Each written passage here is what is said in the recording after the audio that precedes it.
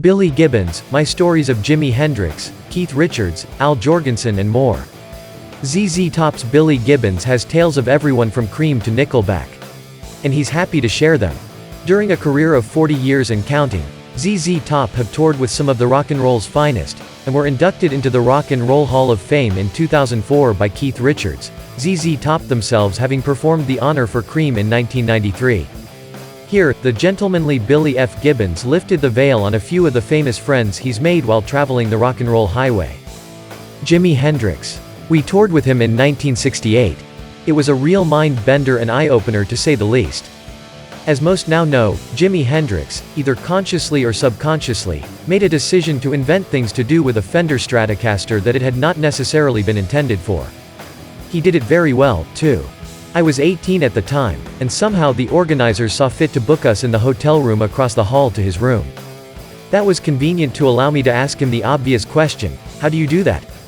I remember that this was a long time before hotels had stereos in their rooms, and each day there would be the delivery of a rather heavy and cumbersome hi-fi console player that was the size of a small Buick.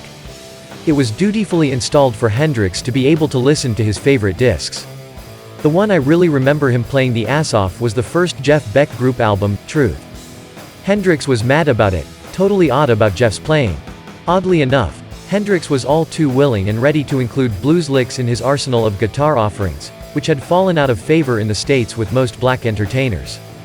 I got to play on stage with him at the time, which is quite well documented, but it was what went on behind the scenes that really captured the magic of the moment.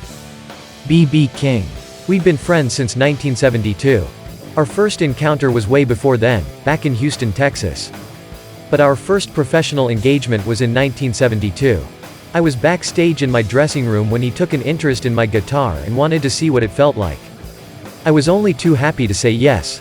At the time, I was playing some pretty heavy gauge strings, and BB said to me, "These are mighty heavy. Why are you working so hard?" He handed his Gibson guitar, Lucille, over to me and said, "Give this one a go." I discovered the strings were extremely light, which kind of made perfect sense. The Rolling Stones.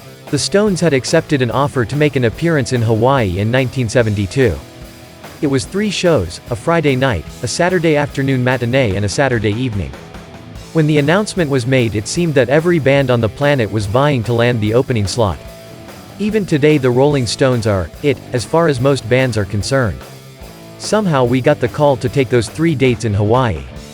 I remember walking out on stage in our standard attire of cowboy boots and a cowboy hat, which was something of a mystery to people back then, and someone in the front row shouted out, "Oh my God, they're a country band."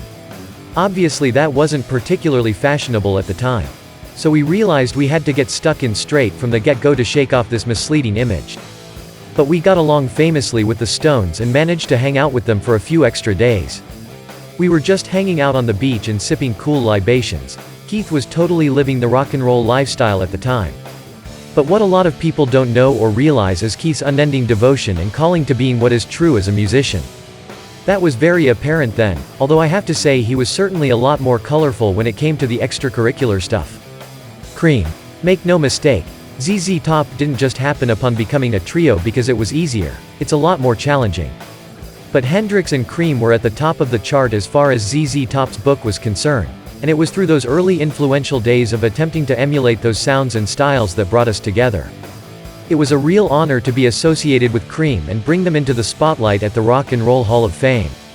I met Clapton in Houston, Texas. Cream had been booked to appear on an early US tour, and a local promoter who booked that tour also owned a venue where Gibbons' pre-ZZ band, the Moving Sidewalks, used to rehearse. Clapton was curious to see what the local music scene was like, and he dropped in to have a look at the venue. We were on a break, met him, and we got along quite well. Back then, talking about music was the order of the day, and we just got a lucky break meeting him. Nickelback. Ha Ha Ha Rockstar was quite an unexpected success. We were touring the US, up the Northwest. It was the day before our own show, they were playing and we were curious, so we popped down to catch the band's performance. You have to note the great vocal stylings that Chad Kroeger can bring to the party. Man, he can sing for days. Anyway, after that inauspicious first meeting, when the time came for them to get back into the studio, I believe Chad had the idea to complete Rockstar as a studio-based song. He had most of it but felt he needed something extra, so he called me up to see if we could make some sense of it. He dreamed up the vocal inflection that I sang, and I reckon it came out okay. Al Jorgensen. I was a big fan of Ministry from their early days. Again, Houston, Texas springs to mind. They blew through town playing a weekend warrior venue, at a place called Numbers. This was a wild venue, with the stage in the middle of the room and the audience on all four sides. It was such an insane place, and its reputation drew in the fiercest of the fierce, which meant the owners had to put up chicken wire around all four sides of the stage.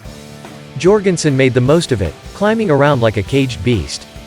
I knew right then that this was a guy for me. We stuck around and became friends from that moment. Much later he was recording at Sonic Ranch Recording Studios, a superb outfit that houses 3 studios. It's one of the biggest in the world and even has its own pecan orchard. Al was wrapping up this Revolting Cocks album and he offered me to pop along and lay down some slide guitar work. That was a perfect time for some rocking and rolling. Jack White. Jack's another very interesting character. And quite a talent, I may add. He has my vote of confidence inasmuch as his personal preferences are never allowed to be ignored. And he is quite vocal about how he wants to do things. He's either quite strident about whether he knows exactly what he wants, or even if he knows nothing it doesn't stop any forward motion. He works all the time, too, he's got something going on all the time. And I like his approach to that end. He says it's a stimulus rather than being exhausting. Some folks would buckle in the face of such a work schedule but he's honest about it and he gets off on it. Hank Williams III. He's another talent. He's frighteningly the ghost of his grandfather, Hank Williams. Good grief.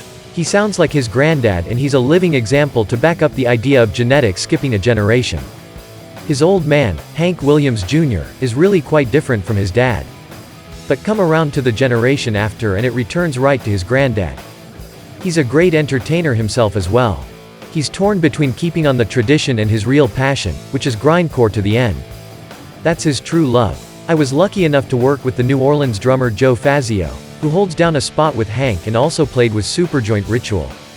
And he was telling me that they'd go out as a double bill, and Hank III would give his audience fair warning that the first half of the show would be to the delight of those who liked country music.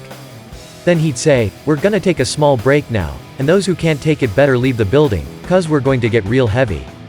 Muddy Waters. We had Muddy on tour with us back in 1983, right before he passed on. It must have been the Eliminator tour, and we had him along and got to know him and his band. It was quite illuminating. I actually first met him back in 1976. Dusty Hill's brother, Rocky, was a shining light in chasing down these blues masters and bringing a significant amount of attention to them, and he introduced us back then. We were interpreters, they were the inventors. But Muddy, well, he was just something else, man. People ask what I listen to, and there's a certain sprinkling of contemporary sounds like Jack White and the Black Keys, but I have to say it's a slim list from the modern side. But going way, way back, we're still listening to stuff that came out between, say, 1949 to 1957, people like Muddy Waters. It's the stuff that I keep on going back to. It's very enduring.